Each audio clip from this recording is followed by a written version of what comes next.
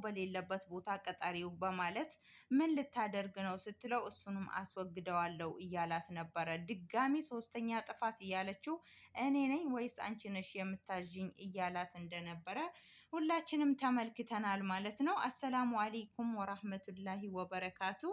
ውድና የተከበራችሁ የቻናሌ ተመልካቾች በሙሉ እንዴት ናችሁ? ደህና ናችሁ ወይ?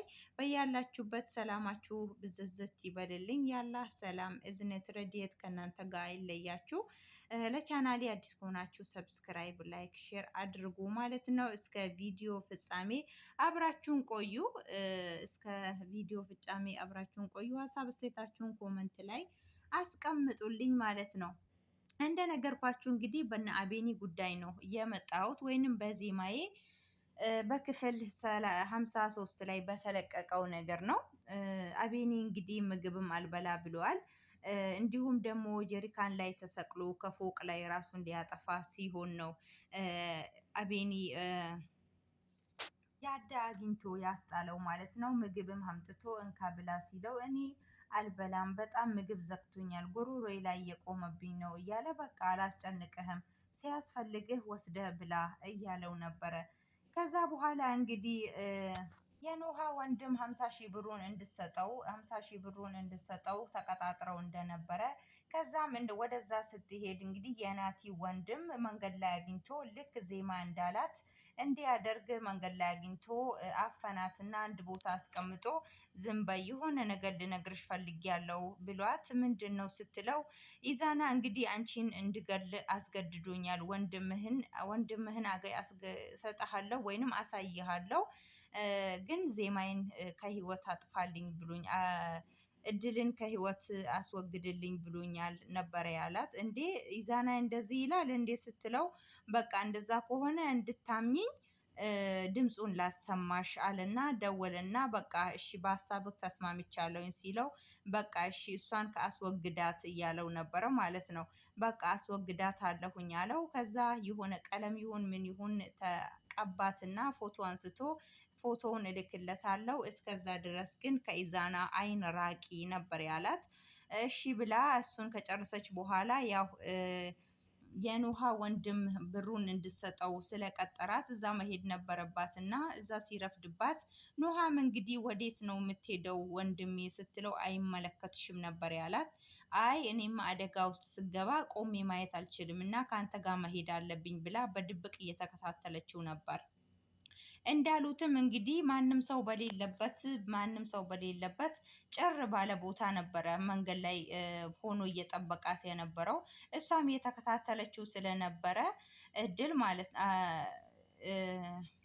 ኖሃ ማለቴ ነው። ከዛም ብታይ ምንም አይነት ሰው አይመጣም፣ ለብቻው ቆሟል።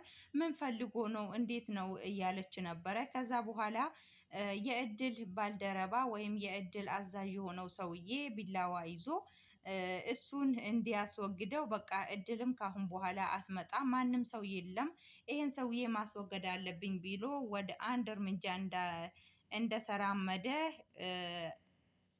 ኖሃ መጣችና በቃ ምን ሆነክ ነው? ምንድን ነው የምትጠብቀው? እያለች ነበር። እንዴ ኖሃ ምን አመጣሽ? ለምንድን ነው የምትመጪው? ለምንድን ነው የምትከታተይኝ? አላት። ወንድሜ ነህ እኮ ምንም አይነት ነገር ቢሆን ወንድሜ ነህ። በቃ እሺ ሂጂ እኔ እመጣለሁ ብትል ምንም አልሄድም፣ የምትጠብቀውን ሰው አብረን እንጠብቃለን ወይንም ደግሞ አብረን እንሄዳለን ነበረ ያለችው ማለት ነው። ከዛ በኋላ እድልን ሌላ ቀን የማግኘቱ እድል ስላለኝ እችን ልጅ ይዣት መሄድ አለብኝ አልና ይዟት ሄደ ማለት ነው። ይዟት ሄደዋል ማለት ነው። ኖሃና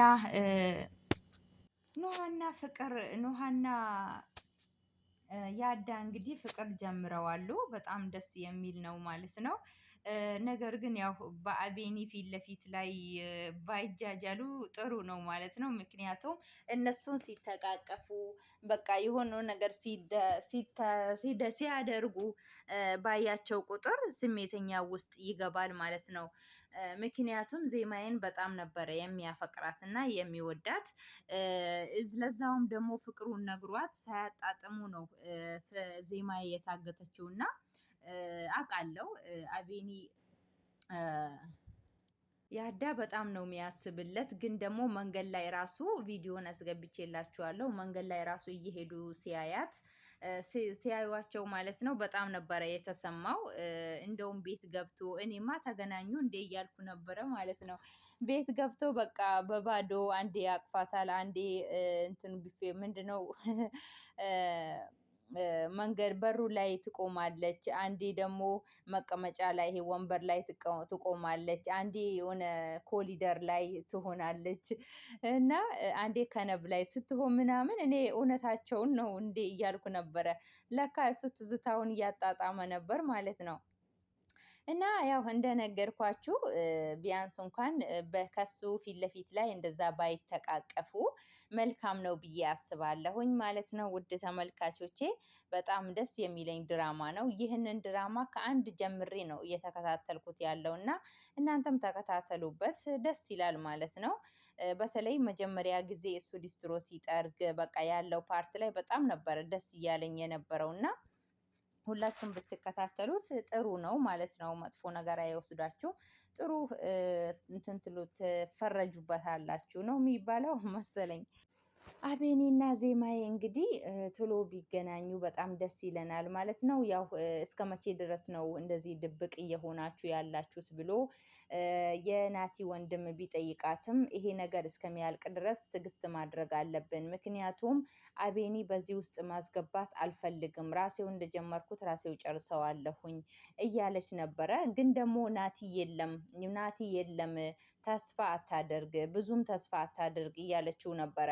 እሱ ግን ምንም አይነት ነገር ተስፋ አልቆርጥም፣ በወንድሜ ተስፋ አልቆርጥም እያላት ነበር። በጆሮክ ላይ ሲገለው እየሰማክ በስልክ እየሰማክ እንዴት ነው አሁን አለ ብለህ ተስፋ የምታደርገው እያለችው ነበረ ማለት ነው። አይ በወንድሜ ላይ ተስፋ አልቆርጥም፣ ብሰማም እንኳን ወንድሜ እንዳለ ነው የሚሰማኝ እያላት ነበረ።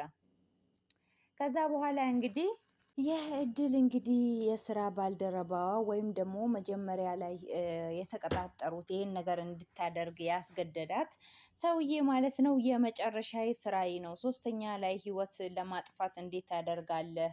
አሁንም በጥፋት ላይ ጥፋት እያደረገችው፣ አይ በቃ እኔ ነኝ አንቺ ነሽ የምታዥኝ እያላት፣ በቃ እሺ እንደዛ ከሆነ ይሄ የመጨረሻዬ ስራዬ ነው። ይህንን ነገር በምላስህ ሸዋውደህ ነው ይህንን ነገር እንዳደርግ ያስገደድከኝ እያለችው ነበረ። ለእኔ ሳይሆን ወደሽ ፈቅደሽ ለአቤኒ ፍቅር ብለሽ ነው የገባሽው እያላት ነበረ።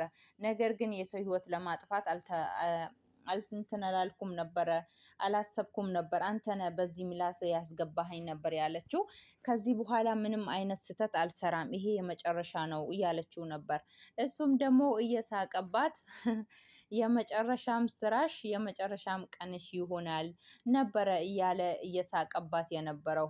እሷ ግን ያው ምናልባት ሁለታቸውንም ሊያጠፋቸው በነበረ ሰዓት ይመስለኛል እንግዲህ ኑሃ መታ ያጠፋችው ማለት ነው። እና መጨረሻው ላይ ምን ይሆናል ብላችሁ ታስባላችሁ? በእርግጥ ናት ያለ አይመስለኝም።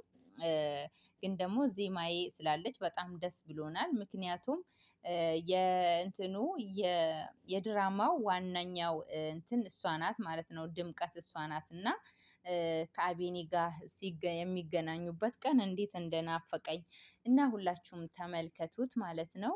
ገብታችሁ ዜማዬ ብላችሁ ካያችሁ ከሰርች ካረጋችሁ ይወጣላችኋል ማለት ነው። ገብታችሁ ተመለከቱት።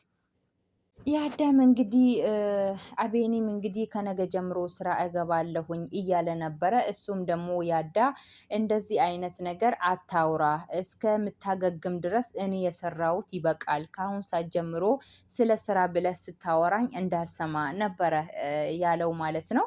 ጓደኛ ማለት እንደዚህ ነው። በቃ ከክፉም ጊዜ በደጉም ጊዜ ከጎናችሁ ሆኖ በቃ አይዟችሁ ሲላችሁ በጣም ነው ደስ የሚላችሁና በዛሬ ጊዜ እንደዚህ አይነት ጓደኛ ይገኛል ብላችሁ ታስባላችሁ? የእውነት ነው የምላችሁ። ያዳ እንዴት እንደሚያስደስተኝ አላውቅም ማለት ነው። ሳየው ራሱ ደስ ነው የሚለኝ እና እንደዛ ነበረ የሚል ቃላት የወጣው እና እኔ የሰራሁት ይበቃል፣ ከአሁን ሰዓት ጀምሮ ምንም አይነት ስለ ስራ እንዳታወራኝ እያለው ነበረ። አቤኒ ደግሞ ግን እኮ እያለው የአፉን ሳይጨርስ ምንም ግን እኮ ብሎ ነገር የለም። ከአሁን ሰዓት ጀምሮ እንደዚህ አይነት ነገር እንዳታወራኝ፣ አሁን ወጣ ብለን ተዝናንተን እንምጣ ነበር ያለው ማለት ነው። እሺ በቃ ካልክ ግን እንኳንም አወኩ ብሎ በፈገግታ ንግግሩን አሳምሮ እንኳንም አወኩ ሲለው ያዳም ደግሞ ፈገግ አለና እኔም እንኳንም አወኩ ነበር ያለው እና አላቅም ማለት ነው። እንዴት እንትን እንዳሉ እኔ ምንም ግራ ገብቶኛል ማለት ነው። ምክንያቱም በዛሬ ጊዜ እንደዚህ አይነት ጓደኛ ይገኛል ብዬ አላስብም ማለት ነው። መጥፎ ጓደኞች እንዳሉም ደግሞ መልካም ጓደኛ ሊኖርም ይችላል ማለት ነው። እና በዚህ ነው እኔ የተማርኩበት። በተለይ በያዳ በጣም ነው ለአቤኒ ብሎ ብዙ ነገርን ገብቷል። ብዙም ተደብድቧል፣ ብዙም ተደርጓል። ለአቤኒ ከዚህ በፊትም እንግዲህ አንድ ልጅ እንደሞተ ታውቃላችሁ ማለት ነው። እና አቤኒ በጣም መልካም ጥሩ ሰው ነው፣ የስራ ሰው ነው። ታውቃላችሁ ምንም ሳይተናነስ ጎንበስ ብሎ የቀን ስራ ወይም ደግሞ ሊስትሮ ጠርጎ ያፈቀራትን ሴት ነው ያው እንዴት ልስትሮ ጠርጌ አፈቅርሻለሁ ብዬ እነግራታለሁ፣ እሷ እንደው የሀብታም ልጅ ናት ነበረ ብሎ ነገሩን ሁላ ግልጽ አድርጎ ሳይነግራት የዘገየ የነበረው ማለት ነው። እና አቤኒ ያዳ በጣም መልካም እና ጥሩ ሰው ነው። ለአቤኒ ብሎ ብዙ መስዋዕትነት ከፍሏል።